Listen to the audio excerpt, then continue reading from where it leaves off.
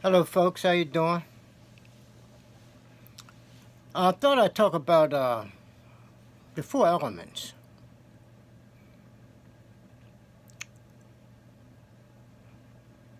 They're in mythologies all over the world,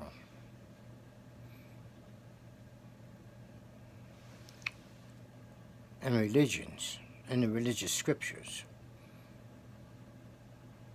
But we're talking about the four elements: fire, water, air, earth,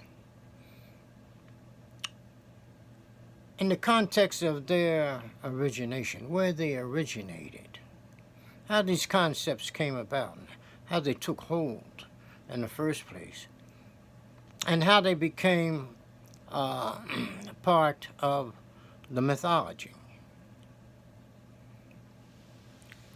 So we start with water. Okay, water carries a negative character. Okay, so we see now, the earliest humans realized that the waters were dangerous. We're talking about the rivers. They had to go down to the river to get water to drink, bathe, cook, etc. And they found out quickly that the waters were dangerous because animals, very dangerous animals, lurked beneath the waters. And when a person went down to the bank of the river to get some water, a crocodile, or a hippopotamus, or a giant serpent would reach up out of the water, snatch them in, take them under, and you would never see them again. So these waters became, in a sense, the underworld, a dangerous place in this sense. Okay, and the best thing you could do around the water is don't go in. If you went across to the other side of the river, you went in a boat so that you could continue breathing. Because if you sank beneath the waters, it was all over. You stopped breathing because you'd be devoured by the monsters, the great beasts, you see. This has to do with the concept of the water principle. It's negative,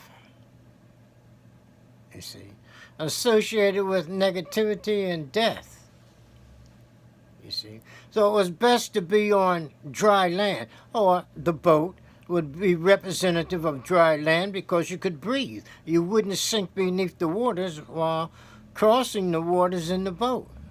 So the boat, is associated with dry land and breath and breathing. Okay, so now dry land is associated with the sun because, well, it's the sun that dries the land out. So here we have the sun is associated with fire and light and dry land and breath, the breathing principle, air, you see. And the body, well, is considered as the earth. Okay. So we have two earths. We have the body and we have the earth that we walk on, the dry ground. So now we see that later in the mythology. Now, we were just talking about human sociology, how the humans perceive the water, the land, the breath, etc., and the earth. Then we go to the mythology. And these elements, the four elements, go with us to the mythology. So when the ancient folks traveled, migrated, they took their legends, their concepts, etc. with them. And the four elements were amongst them, part of their legends, etc. And so when many people ended up, let's say, in ancient Egypt, Ethiopia, they ended up in Nubia, they ended up in the land of the Cushites, in their migrations. Okay, so now when we get to the Kemites, okay, who really compiled these myths, etc., into the mythology, we see that they represented, for example, the sun god, Ra, as traveling across the skies in a boat or a barge. Now, he's in a boat because the folks considered, at least mythologically, space as water. Waters of the noon. N-U-N. Water. Outer space.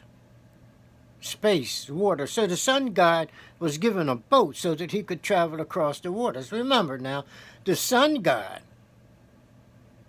wants to breathe. He doesn't want to sink beneath the waters because danger lurks beneath the waters. This concept came with the folks all the way from Inner Africa, the earliest humans, who recognized the water as danger. So the sun god, Ra, is in a boat, and he has helpers with him.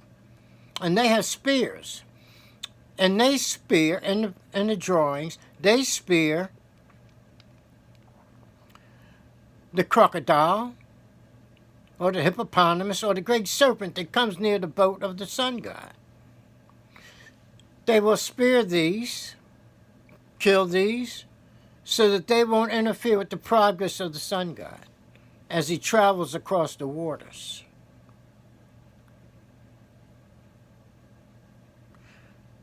That's our mythology there. But now, how does it apply to the human being? You see?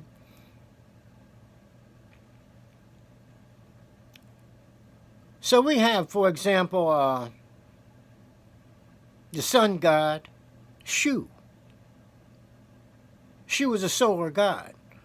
And he's also the god of breathing force. So now the breath, okay, is used, okay, to control or manipulate water and fire in the body. The mythology is written for humans, actually.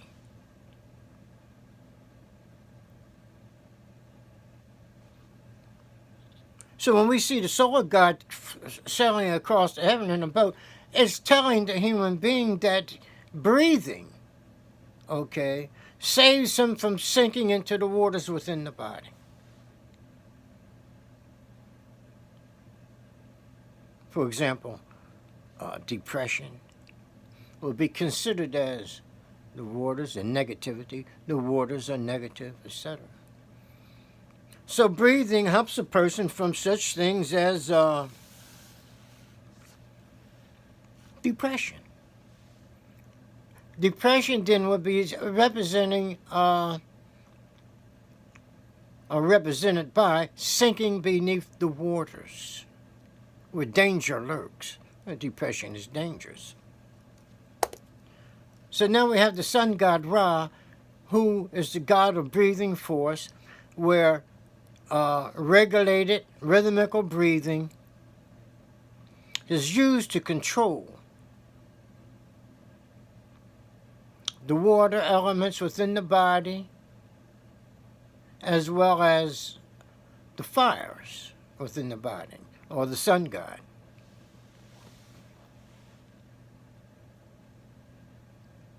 You see. So now, the human breathes during the day predominantly positive energy. Predominantly. not all positive. At nighttime, he breathes mostly negative energy. During the course of the day, a person breathes in, let's say, through the right nostril. He breathes through the right nostril more than the left nostril. At night, he breathes through the left nostril more than the right nostril, indicating the positive and negative forces and how they enter our body through breathing. But the god Shu, with his breathing force, can regulate these breathings. So they are formula associated with Shu that will tell a person how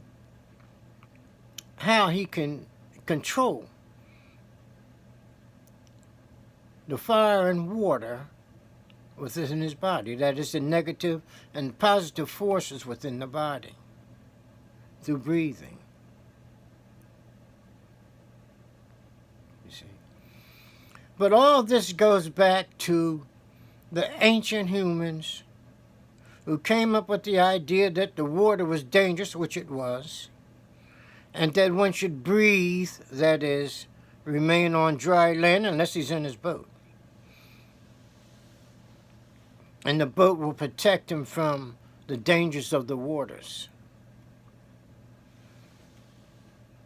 You see.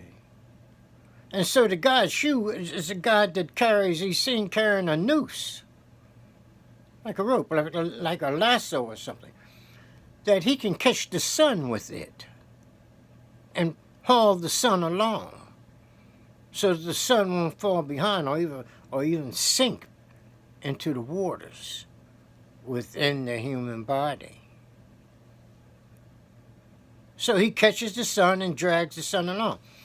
That is, when a person begins to fall into depression, etc., feeling bad, through breathing force, the noose, he can pull himself out of that condition. He can pull himself out of that depression, which is really the danger that lurks below the waters. You see. So he can manipulate the elements, here water and fire, through breathing force. The earth is the body in which this takes place. Okay. So that's the concept here. The idea here was to bring on the four elements, where they originated, etc., and how they are used in the mythology, which was written for the human being. Thank you very much, and I'll be talking to you again soon. Okay, bye.